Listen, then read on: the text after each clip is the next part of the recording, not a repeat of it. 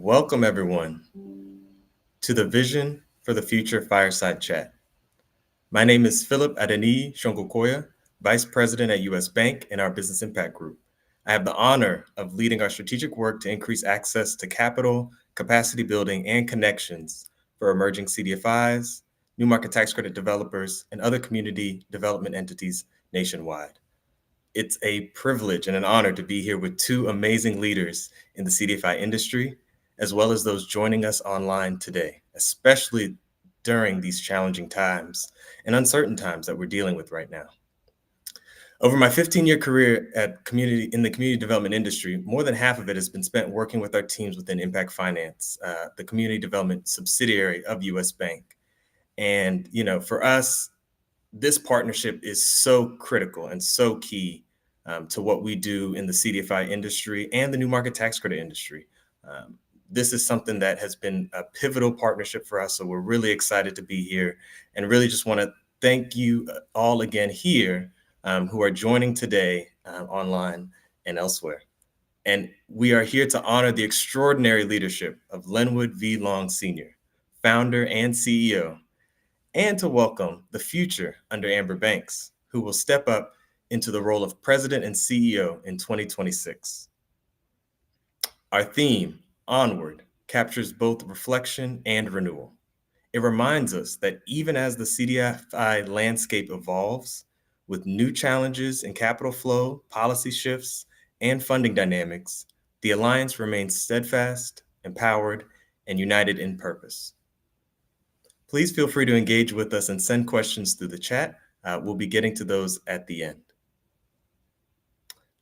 Now, for those who may not be as familiar with the Alliance's journey, the Alliance was founded in 2018 under Lenwood's vision to fill gaps and unify Black-led CDFIs as a force for economic justice.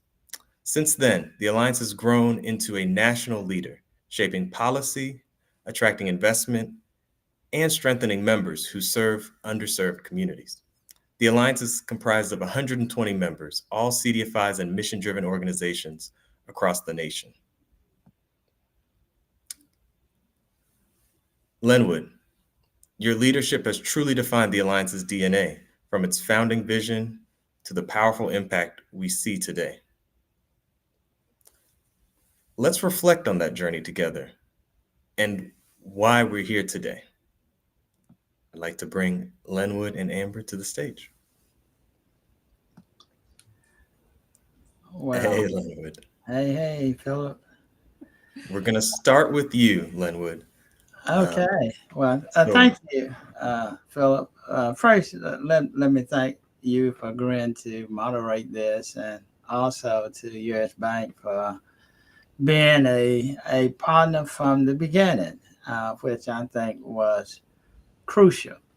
Oftentimes when there is a vision of anything, many funders want to wait and see results before they make an investment. But U.S. Bank, along with others, especially U.S. Bank, was really an initial funder of the vision, and for that we're grateful. And for those who don't know, that I do want to begin by giving honor to the beloved Inez Long, who was one of the encouragers, as well as I often say, and it's really true, that when I started this journey with the Alliance in 2016, but for Inez Long, and I think but for is always in our life, there's a but for person. I think it is essential to remember her encouragement. When I was giving up, she said, "Lenwood, you had a great idea. Let's do something with it." And that's a reflection point for me, not only for me personally, but I think for others. There's always someone in whatever you're doing who encourage you and to push you forward.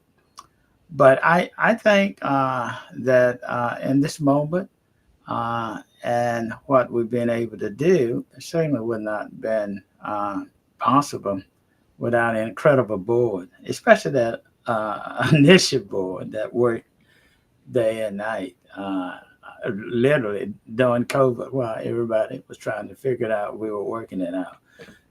You might remember that somewhere, Philip. Mhm. Uh, Yep, but yep. I think also an incredible staff. I think Amber was the second employee to come on board, Angela being the first one. But I think no one accomplished anything alone, right?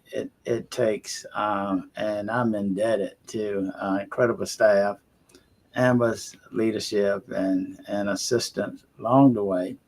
And I think for the period I was a one person band, I never forget a statement she made that at Lenwood, you're bringing the band back together again, right? And literally, I was bringing the band back together, piece by piece, right? With the drummer, the horn, and the guitar. We had it all going on. But I'm excited uh, for what we've been able to accomplish, but I'm also excited about the future. And I think when you think about the future, looking in the past, I think about the multiple stakeholders and funders, Mhm. the J.P. Morgan Chase, the MacArthur Foundation, and to some degree, Wales, who made investment in this great work. And I'm forever eternal because they took a chance, right? And for that, I'm grateful. So that's my reflection point. Really appreciate that. And, I thank you for the kind words. And just to restate the fact that it takes the whole ecosystem, all of us banks, Yeah, all of us funders to it, work together. So, it does. And we fight it, right? We fight it. Yeah, we fight it. Yeah. now, maybe for our first kickoff, as someone who works daily to expand access to capital and drive inclusive growth, I see firsthand how shifts in policy and funding ripple across the CDFI Oh, landscape. yeah. And Lenwood, your leadership has helped guide organizations through these type of changes. So, um, as we know, the CDFI industry is at an inflection point with tightening capital and cuts, policy uncertainty, and evolving priorities. Can you expand a little bit more on how you're seeing this moment in time? Well, I think, as they say, let me put on my real glasses, right, and take a look. I think there's hope and yet concern, and that may seem somewhat antithetical, but I think the hope is that when you have partners and stakeholders who believe, and I think this important word, who believe that this work is necessary when you look at CDFIs, black led CDFIs especially, and the work they're doing to lift up and fill the gap, because I often call them gap fillers, right? Sure. And they believe in it. And they, uh, as one saying, by all means necessary, make investments to continue this great work. Those I think are, with my real glasses on, uh, those are ones who, regardless, come hell or high water, will stay invested in this work. They will do it. Then there's the other side, who, um, and I use the so-called racial reckoning moment as a point. Where are you now as opposed to then? With a change of the wind, Mhm. uh, there are all kind of excuses as to why, and somewhat it's fear and interpretation that they may be targeted and a number of those. But those who are really committed to this work, even in what I see hard and tough times, right? Those who are committed, resources are being stretched and limited. They're filling niches beyond what they used to do before. That you had plenty. Uh, Mhm. Plenty have become not so plentiful. And so I think it's a challenging moment, but I still think hope wins because I think the greater is more powerful than the evil. Amen to that. Amen to that. And it's okay if we take them to church. And Well, that's who I am, right? Can't do yeah. that, right? Now, you touched on this a little bit earlier, but as we look back, there's been so many moments and milestones that Yeah. have shaped the alliance's voice. So we'd just love to hear you share a little bit more about that as well. Well, I think for me, as I look back, one of the defining moments when you take uh, during the COVID period, which to me was the essence of defining the alliance voice, and when there was no um, staff and there was a one man band. But there was a Donna Gambrell and there was a Calvin Holmes. And all of them had jobs, and Inez Long and Van Hampton. All of them had jobs, right? And Victor Elmore. But they invested in an inordinate amount of time uh, to ensure that the Alliance voice would prevail Mhm. against any pessimism about is this really needed. Mhm. Uh, I think getting out of the gate, to me, their efforts, their voice, and working to me like I had no other thing to do. And I got to say this, and I don't know whether he's on now, but I never forget this. I was up, I had, it was my anniversary, and I was going to Williamsburg, and Kevin Holmes said, "We got a crispy grant. You got to get it on now." And Inez felt so sorry for me. She said, "Kevin, leave him alone. He's on his anniversary period." But I still got it done, right? But it was Mhm. those people who push you, right? Because they understood a moment like this Sure. doesn't come often. So true. And you have to really seize the moment and squeeze it like you're squeezing orange juice and Mhm. watch the juice flow. So true. Yeah. No. And you're kind of already speaking to what feels like a theme of collaboration. Oh, um, yeah. so just thinking about the past partnerships you've had with the alliance, you personally, just curious about what stands out to you about the power of collaboration, especially in this moment. Well, I think again as I look back, um, having people who believe in the mission of the alliance. If you look at that initial concept paper, Mhm. that you had people like not only Calvin and Donna, but Gary Cunningham, right, Mhm. who was initially involved in this process, and bringing in people like um, Smith, who had a moment dealing with the PPP, right?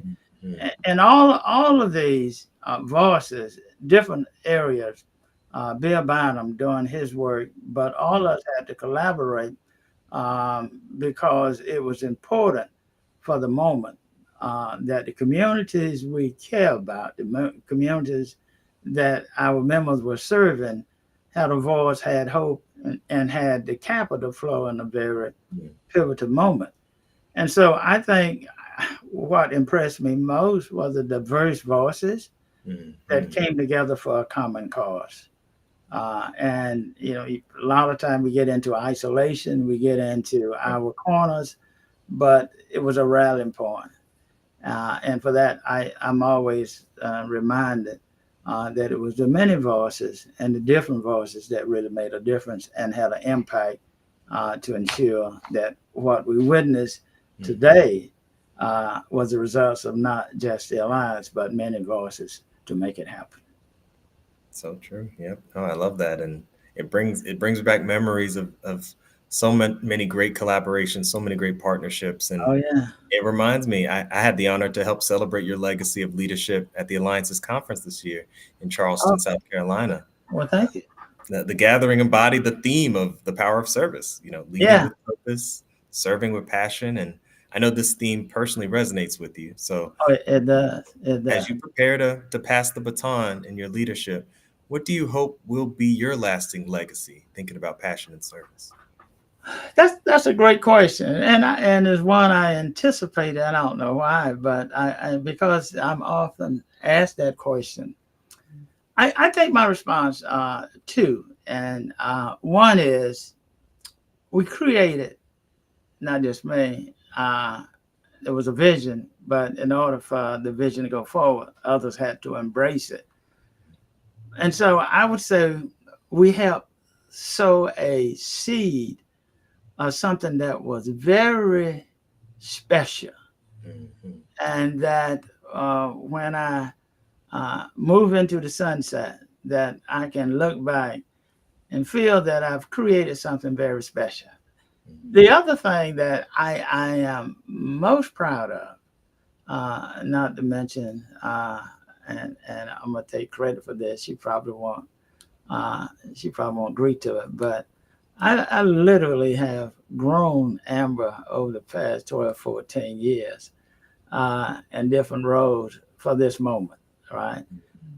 Because I saw something special in her talents, her skills, her ability to think, right, sharp, and all of that. More importantly, but there was this notion of having what I call in touch feeling for the moment, because I think that's important. And the other thing I would say is that creating the Black Renaissance Fund, just having that thought, and and somebody asked me, "Well, how you come up with these things?" I say, "I literally don't know. I think it's divine. It's divine intervention, right?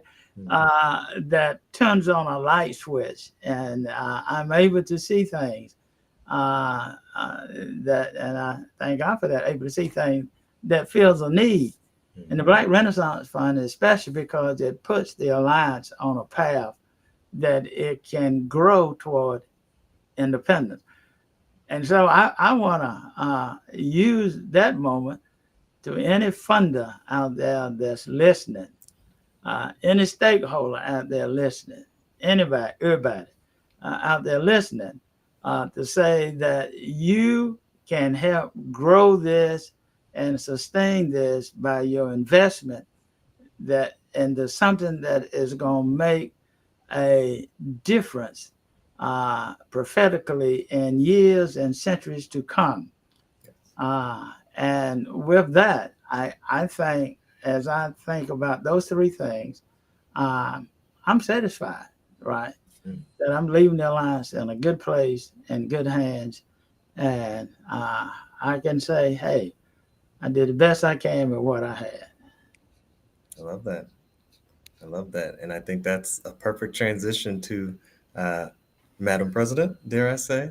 Amber, you've been a champion for racial equity and economic justice, deeply engaged in the Alliance's operations, program, and vision. You're going to be carrying the torch in 2026, building on Lenwood's foundation while charting a new course forward. As you step into this new role, you bring a wealth of experience, as we all know, and fresh perspectives on what's needed in this pivotal moment in our industry. But what excites you the most about this next chapter for the Alliance?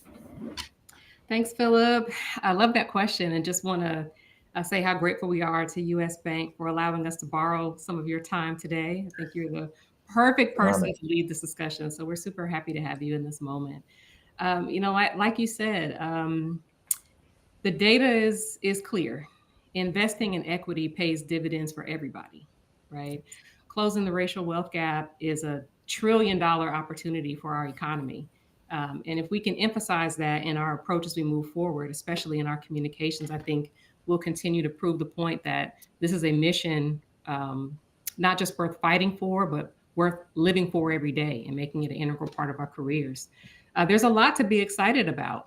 We're coming in with a very strong foundation. Thanks to Linwood's leadership, thanks to his vision, thanks to his hard work and his personal investment into this organization. We've assembled a really dynamic team. We've assembled a vast group of supporters and partners that are with us on this journey that has all created this collective movement, right? This sort of charge towards our mission. And we want to be the movement that defines the moment and not the other way around, right? There's so much happening around us, but to borrow Lenwood's words, if we remain steadfast, I believe that we'll still continue to see the fruitfulness of our labor and our collective efforts. We're coming out of our 5th year, which is a really exciting time. I like to think of it as sort of our startup phase where we were learning so much about our members who are our core customers. I believe that we better understand their challenges and needs. And now we have an opportunity to innovate and evolve, meet them where they are with best in class services, and fulfill our mission, which is to catapult them forward.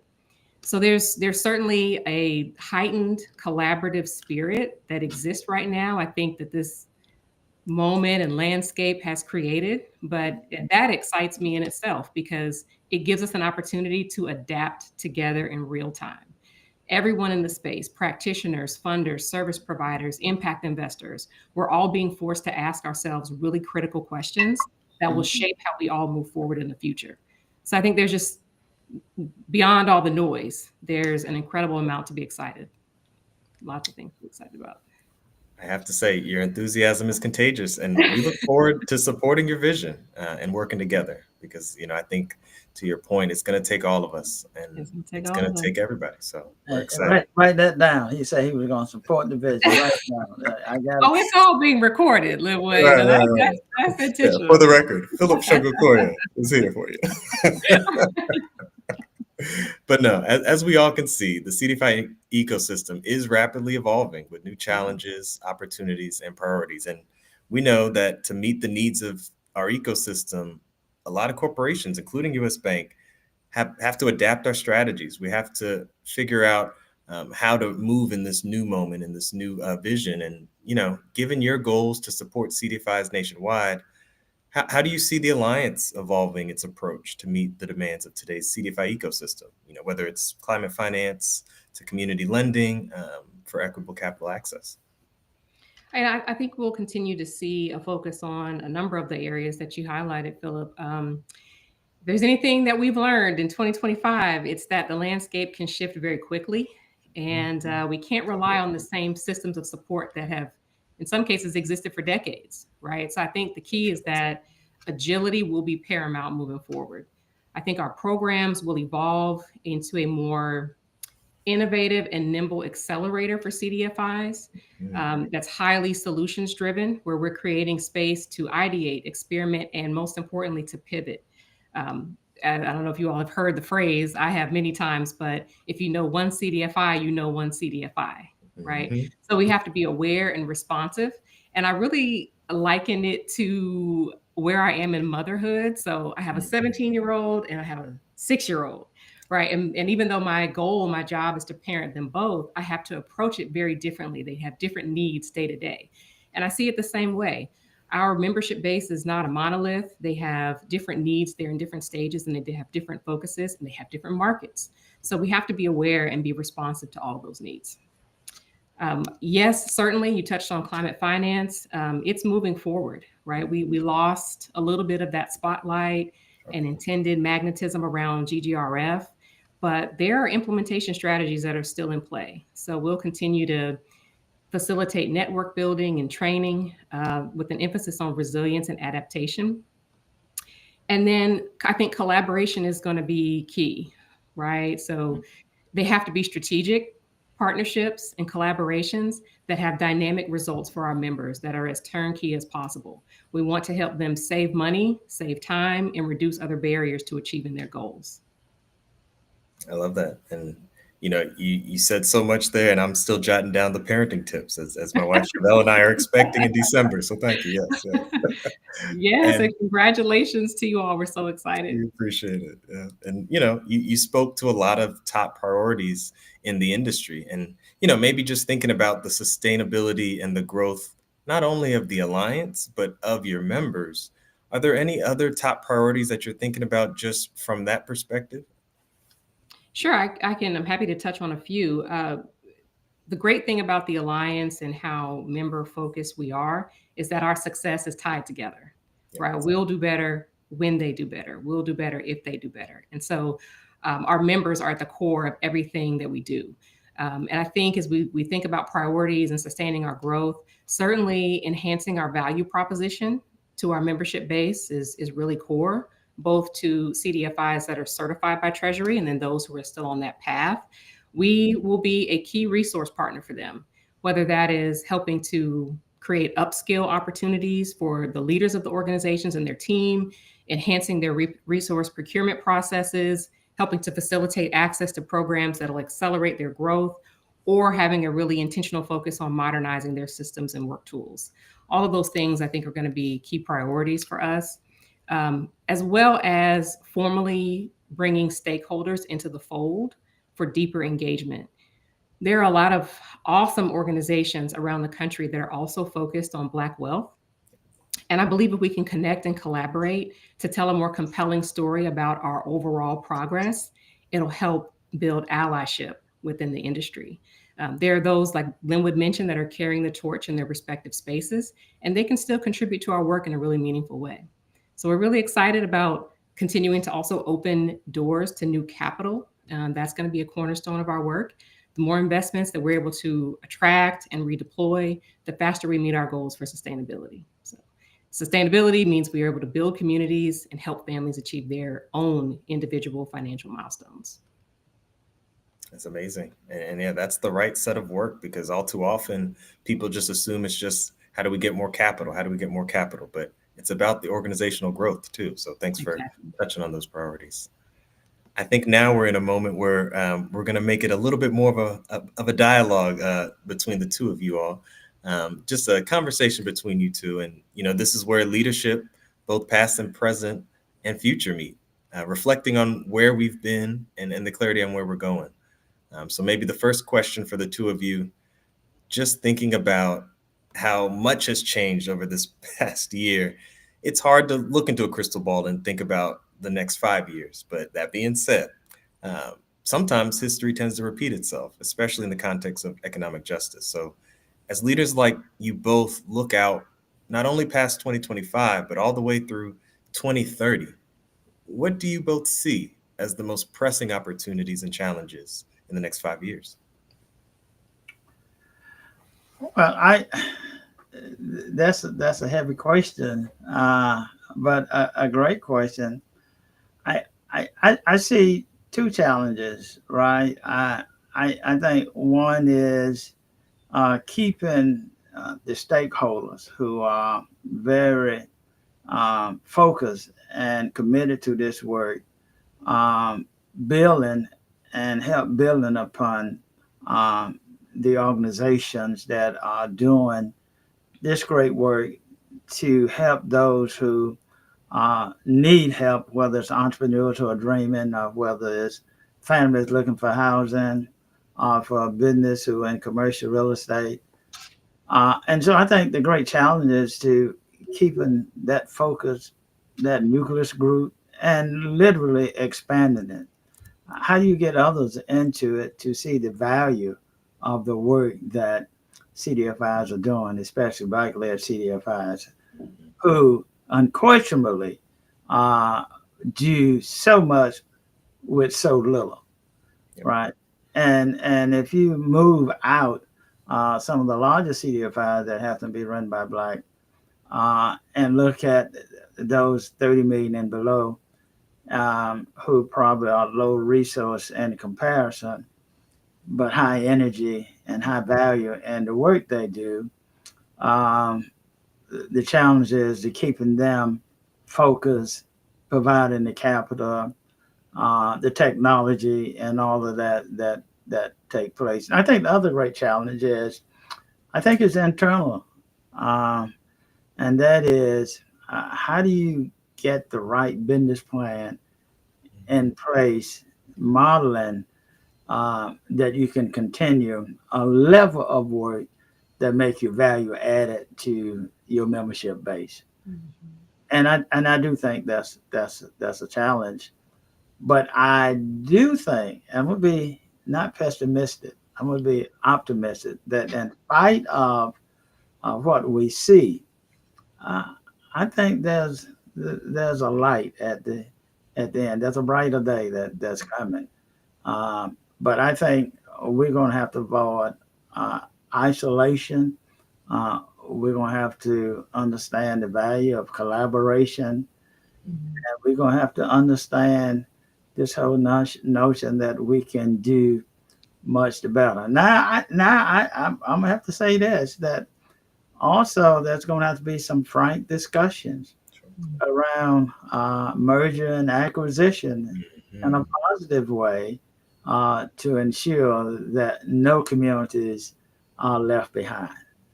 That's a discussion that nobody want to have, but I think it's going to be forced.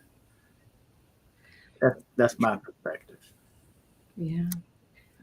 And I agree, Linwood. I think those conversations are starting to be had, whether it's Yeah, how do I form more um, strategic partnerships that I help love that word. bridge the gap, right, in this time, and get us across to the other side of this moment, or whether a merger or acquisition can be positioned as an exit strategy, a growth strategy.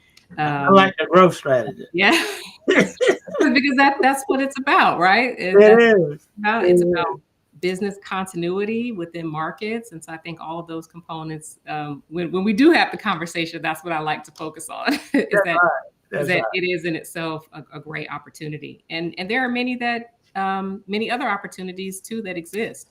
I talked a little bit about allyship earlier. I think it's an important distinction between allyship and partnership, right? Partners work with you, allies stand for you, especially in spaces that maybe you can't get into. And so when we think about the alliance as the movement that we want to create, we want to activate folks, and we need those people all around in other spaces standing in solidarity of our mission. And I think this is a moment to help foster that. I think it's also a moment where we can begin to reimagine systems, depending on how things continue to go with the CDFI fund and the struggle that we're having there. What it offers or doesn't offer, I think we can think about new paths for assessment and administration while we're protecting the power of CRA. I think that's an opportunity. I think we have a moment where we can go deeper with storytelling. I was listening to a psychology and neuroscience student yesterday explain how people don't change when they understand something. They change when they feel something. And so it's tapping into that human emotion that is so critical to the work that we do. We talk so much about passion and how important it is. So if we can tell those stories that really humanize our work, I think it can contribute to a more broad marketing strategy. I think people need to know who we are and what we do and why the wins that we fight so hard for really matter. That's so true. But I do think that we're going to have some real honest conversation around, how do we move from isolation into collaboration? Because merger and acquisition is not a negative thing. Right. Is the question is how do we approach it in a way that we all are win-win? That's right. Now I have I sit sometimes with my eyes closed, and I remember growing up, Mama used to say, "Every shut eye ain't sleep," right? And so because my eyes are closed, I don't see. And one thing I see is that some institution and some CDFIs are cherry picking. What I mean by that, glad you asked that question, and here's what I mean. Is that some CDFIs think they're God creation to save humanity, and they're doing it alone. Some funders see that and buy into the concept that bigger is better and bigger is greater. And I hope that we can be I'm gonna use this word because I always thought the Alliance was a movement, and I'm glad to hear. I'm gonna use this word because it is a movement.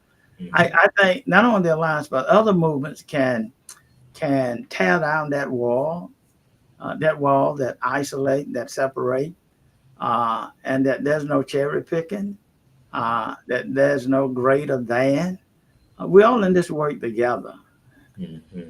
And kingdom building has proven that every kingdom built is built for a season. Uh, and the best way to do it is to build together to ensure that we all can survive the turbulence that we feel. And if we don't do it right during this turbulent period, we can all fall by the wayside. Appreciate that, and that's very true. And you've said a word right there. But I definitely But appreciate that. I stepped out of my shyness. I'm really shy. I know that's been a big theme for even our teams within U.S. Bank is radical candor. So I'm hearing we Yeah, have to have those tough conversations to really grow we as a do. community and as a kingdom. So, you And, know, and to that point, I don't know whether she's on or not, but Bubba and I and others started this whole notion of how do we recenter CDFIs. In other words, how do we get back to that original purpose that it's not about building bridges or building kingdom, but it's about building communities and building mhm, each other. And I still think that's a relevant conversation to be had. yes. That I read somewhere, and somebody else probably read this same thing that this guy got up, looked in the mirror, and walked away, forgetting what he looked like. Mhm. Some of y'all out there will have read that, and you know what I'm talking about. And I think that happens, that folks see how they are and become, you know, they sit in the mirror and they become satisfied with it and they live it out. And it's a perpetuation of a myth that all is well. So I'm hoping that folks can understand that it's about lifting each other and about growing this industry so that the people we really care about don't get caught up in egos. Did I say that? You Yeah. did. That's a good word. Okay. It Oh, actually is it's a great segue because partnership has been one of the many themes in this conversation so far. And to your point, it's easier said than done, especially mm, when it comes to managing differences in both individual great. personalities and in organizational priorities within Mhm. organizations. So I know both of you have engaged in several partnerships, and maybe just at a high level, um, what lessons have you both learned about partnership, whether it was from the cohesive partnerships or the complicated ones? Mm. Yeah, I think for me, a great takeaway for all of us is to look what happened when people come together. I'm going to use this as a real live example. When GGRF, the Greenhouse Gas Reduction Fund, first came out, I reached out to Marla Balonic and say, look, let us do something, right? And Marla and I started something that was really special. She didn't know me. I didn't really know her that well, but I felt there was a common interest and a common need. And then I called her my sister, Nicole Elam came in, then others came in, and we built something very special, the Community Builders of Color Coalition. It was alliance led, but it was everybody feeding. And we came up with almost 19 BIPOC led organization of color, BIPOC supporting that ensure that the Justice Climate Fund that we created received something, and they did, right? And even though this administration is destroying it, uh, Justice Climate Fund is trying to do everything they can to live the dream, right?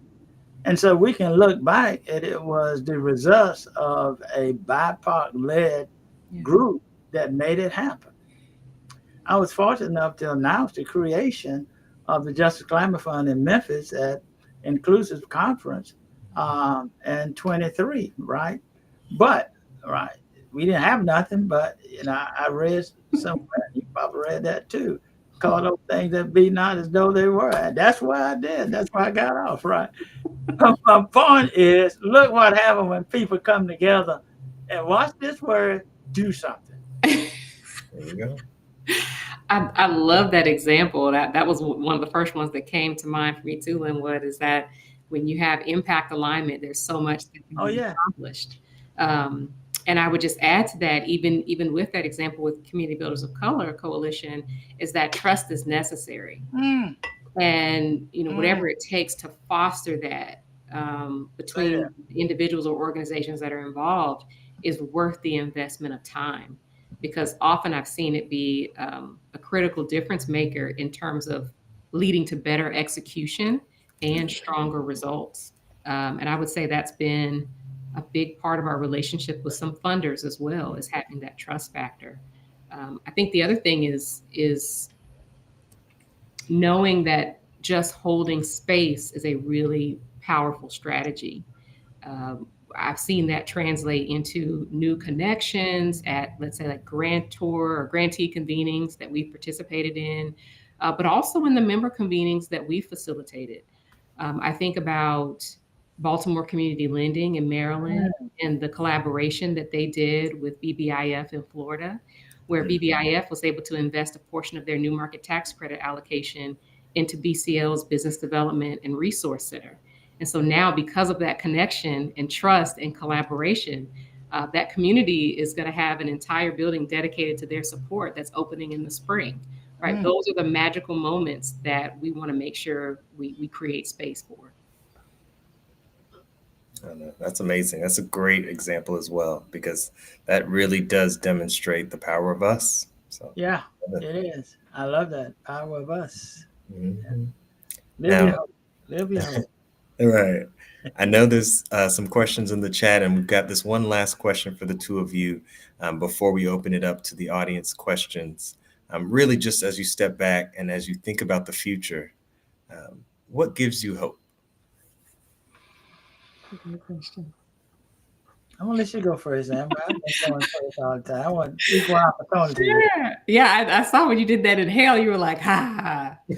I love- I to be short and sweet about it. I think what really gives me hope is the resilience of our people and our culture. Uh, Um, we're going to be us no matter what. We're going to find joy and strength in every season, and I think we're going to bring ourselves authentically to this moment.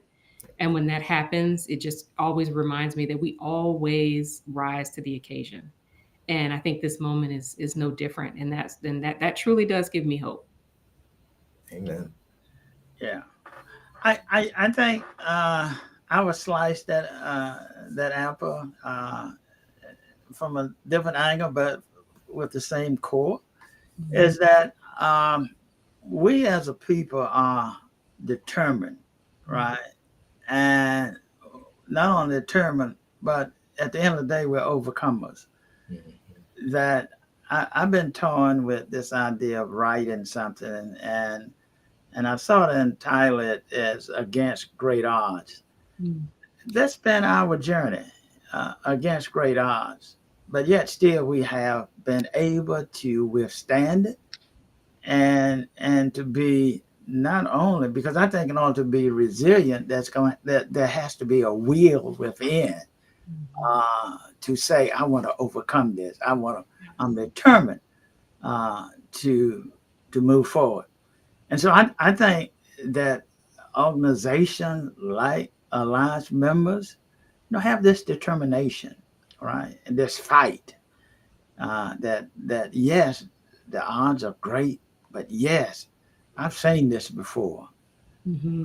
I've read about this before. My people overcame, and I think it's that spirit that gives me hope. Mm-hmm. Refuse to quit. I I, love that. yeah, I think about it, Linwood, all the time. That Yeah. the reality is, like, we are in a trying time, but Oh, it's not unfamiliar territory. Yep. You know, it's not. So true. So true. yeah. Yeah. All right. I think now with that note of optimism for the future, I really want to thank you. We've got a question, looks like coming into the chat.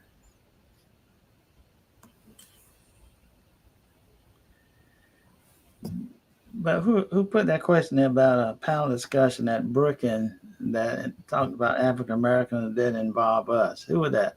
Who was that? Who was that? Who said that? I'm gonna get you. Here's one question coming through. What role do you see AI-enabled solutions like dynamic personas and digital twins playing with the CDFI Alliance, if any? Hmm. Yeah. I guess I can start. I think we're still figuring out exactly the role that AI in general is going to play with the alliance in terms of like user experience and how it would be implemented in our services. And I think we've still got some discovery to do there. I could tell you that internally we have adopted some of the tools that exist within our systems already, but we're continuing to explore that.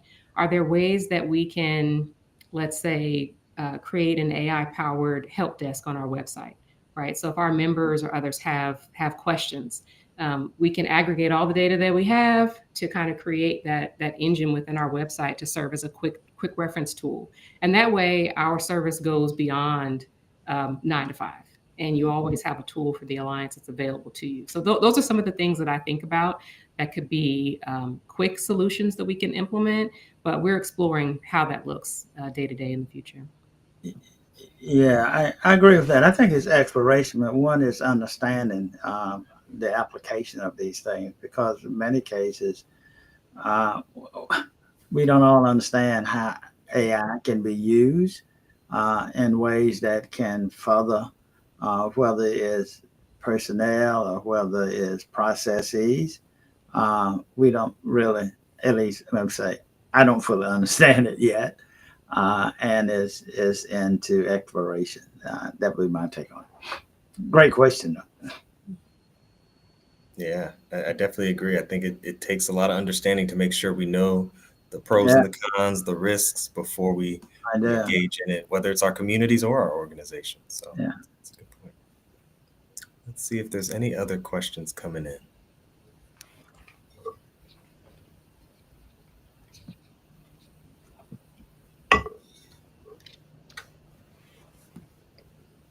I see one. From an infrastructure and sustainability or partnership perspective, are there other groups like the Alliance that see the need to kind of be brought into the fold? I didn't plant that question, Yeah. uh, but it's a question. It's an issue I've been working on. Right. I have felt like groups like the National Black Males Association, right, that have many of the males have need and don't have economic development staff. They serve communities that need housing, need capital for entrepreneurs in their community. Always felt it was a natural for the Black Males Association and the alliance to come together in a partnership way. And I advocated that and I shouted from the rooftop, and nobody heard me. And I'm still shouting it, right? I just think it's a natural, right? There's a need. We have capital. Our members have capital. We could play a role. We could really be the economic development and housing department for some of those towns in a very meaningful kind of way.